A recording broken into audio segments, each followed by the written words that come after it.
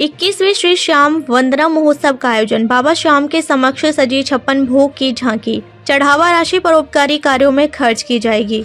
श्री श्याम सेवा संघ मानसरोवर के तत्वावधान में मानसरोवर के दीप स्मृति ऑडिटोरियम में 21वें श्री श्याम वंदना महोत्सव का आयोजन हुआ। श्री श्याम सेवा संघ मानसरोवर के अध्यक्ष विमल सोनी ने बताया कि बाबा श्याम की फूल बंगला झांकी सजाकर 56 भोग अर्पित किए। कीर्तन में प्राप्त चढ़ावा राशि जरूरतमंदों की शिक्षा, अनाथ आश्रम की सहायता, गौ सेवा जैसे परोपकारी कार्यों में खर्च की जाएगी। श्री श्याम वंदना महोत्सव में कोरोना काल से लेकर अब तक जितने भी श्याम प्रेमी दिवंगत हुए हैं, उनकी तस्वीर श्याम प्रभु के समक्ष भाव से लगाई गई कि प्रथम श्रोता के रूप में वे बाबा के कीर्तन में उपस्थित हैं और सूक्ष्म शरीर से कीर्तन का श्रवण कर रहे हैं।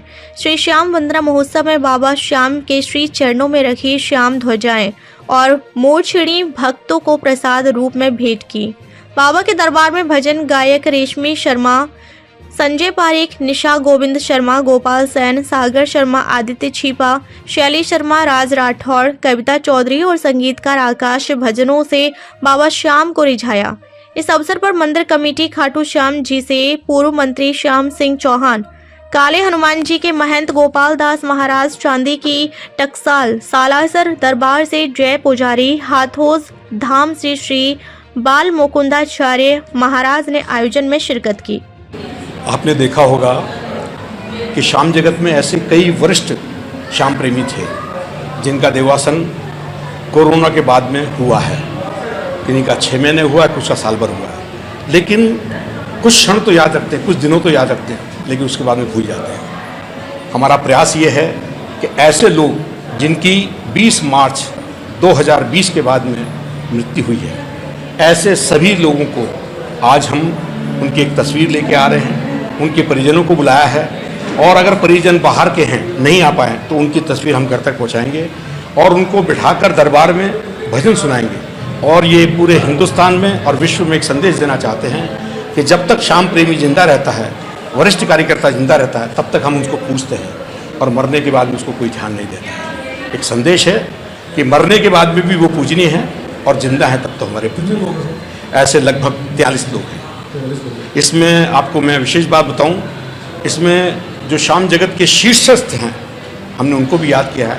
एक बच्चा ऐसा भी है जो साइकिल से जयपुर में कीर्तन सुनने जाता था, अचानक उसका देहांत हो गया, हमने उसको भी याद किया है। बड़ा और छोटे में कोई भेद नहीं किया है, गरीब और अमीर में कोई भेद नहीं किया है, और ये संदेश पूरे देश में देना चाहते हैं। मैं आपको बताऊं, ये खुशी की बात है कि जब अभी मुंबई में मेरे मित्र है राजेश जी, उनके पिताजी का देवासन हुआ, उन्होंने बताया कि वे ऐसा ऐसा करना चाहते हैं, तो उन्होंने कहा ये महाराष्ट्र में भी हम करेंगे और दिल्ली के लोगों को भी इससे प्रेरणा मिली है, वो भी दिल्ली में प्रारंभ करना चाहते हैं। हम ये संदेश देना चाहते हैं कि इस माध्यम से जीवित रहते रहते हम जिनको पूजनीय मानते हैं, उनको मरने के बाद में भी, उनका देवासन होने के बाद में भी, वो शामिल होने के बाद में हमारे लिए पूजनीय। और आज आपको विशेष बताता हूँ, जो कौन बनेगा करोड़पति में अमिताभ बच्चन ने जिनको बुलाया था, जो असहाय लोगों को लगभग 3600 बच्चे बच्चियाँ वृद्ध जिनके घर में कोई नहीं है, असहाय हैं, उन सबको माधुरी भारद्वाज अपना घर आश्रम पाल रही है, उनको प्रभु जी के नाम से पुकार रहे हैं। हमने गत वर्ष 1 वर्ष का उनके लिए भोजन की व्यवस्था की थी। आज भी चलते कीर्तन में उनके लिए अनाउंस कर रहे हैं, जो भी सहयोग हो पाएगा सब उनको देंगे। गायत्री परिवार के लिए अभी 200 बच्चियाँ जो निर्धन थी, उनके लेखन सामग्री, पढ़ने पाठ्य सामग्री ये सब दी गई है।